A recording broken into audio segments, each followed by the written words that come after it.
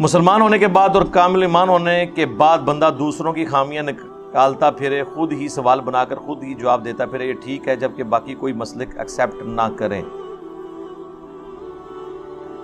اچھا لکھا ہوا ہے جی، نام بھی لکھا ہے، نام تو مجھے لینے کی ضرورت نہیں، آگے دیوبندی لکھا ہوا ہے تو پھر مجھے نام لینے کی ضرورت نہیں ہے۔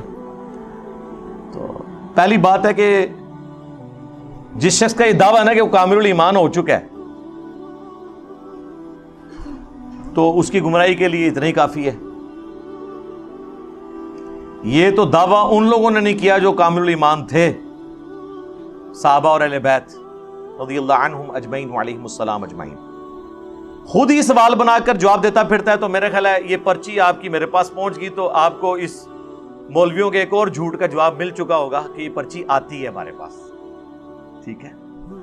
اپنے علماء کو کہ اپنے جمعے کے خطبوں سے باہر نکلیں، باہر دنیا بدل چکی ہے۔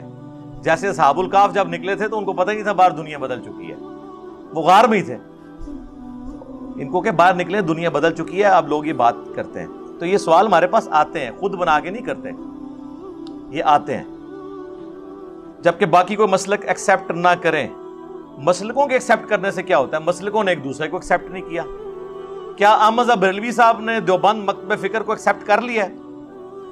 انہوں نے اسام الارمین میں لکھا ہے کہ یہ سب کے سب واجب القتل ہیں، ان کے کفر میں شک کرنے والا بھی کافر ہے، یہ مرتد ہے۔ جب احمد بریلوی صاحب دیوبندیوں کو کافر، مرتد اور واجب القتل سمجھتے ہیں تو میں تو بہت اچھا ہوں، میں تو کہتا ہوں میرے مسلمان بھائی ہیں، میں ان کے پیچھے نمازیں بھی پڑھتا ہوں، صرف علمی اختلاف رکھتا ہوں۔ اب مجھے بتائیں مجھ سے بہتر ہیں وہ؟ اب آئیں دوسری طرف، دیوبندیوں نے المحند علی المفند میں لکھا ہے کہ احمد بریلوی اور ان کی پوری جماعت ایک شیطانی لشکر ہے جو ہم پہ حملہ آور ہوا ہے، جس طرح کے انبیاء کرام کے اوپر شیاطین حملہ آور ہوتے تھے، علماء دیوبند رضی اللہ عنہم پر یہ ہوئے ہیں۔ آپ نے کبھی سنا ہے کہ کہا ہو کسی نے علی بھائی رضی اللہ عنہ؟ علماء دیوبند رضی اللہ عنہم۔ تو چلیں ہم اس کو جائز ناجائز کی نہیں بات کر رہے، میرے نزدیک تو جائز ہے، لیکن انہوں نے جو پٹیاں پڑھائی تھی اس کے نزدیک میں بات کر رہا ہوں۔ تو یہ تو ہمارا ہی حوصلہ ہے، ہم نے کبھی کہا ہے کہ یہ شیاطین جو انبیاء پہ شیاطین حملہ آور ہوتے تھے وہ کون سے ہوتے تھے؟ مسلمان شیاطین یا کافر؟ کافر۔ تو علماء دیوبند نے پھر بریلویوں کو کیا کہا؟ کافر۔ تو یہ مسلک تو ایک دوسرے کو ایکسیپٹ نہیں کر رہے، ایکسیپٹنس صرف ہم دے رہے ہیں، اور آپ دیکھیں ہم صرف ایکسیپٹنس دے رہے ہیں، ہمیں یہ ایکسیپٹنس دینے کے لیے تیار نہیں ہے۔ کیوں؟ یہ ہمیں مجبور کر رہے ہیں کہ آپ بھی ہماری طرح نان سٹیٹ ایکٹر بن جائیں، ایک دوسرے کی تکفیر شروع کر دیں، یہی کہنا چاہ رہے ہیں نا، اور ان کی خواہش ہے۔ کیوں؟ جس بلی کی دم کٹ جائے نا اس کی خواہش ہوتی ہے کہ ساری بلیوں کی دم کٹ جائے تاکہ میری دم نظر نہ آئے۔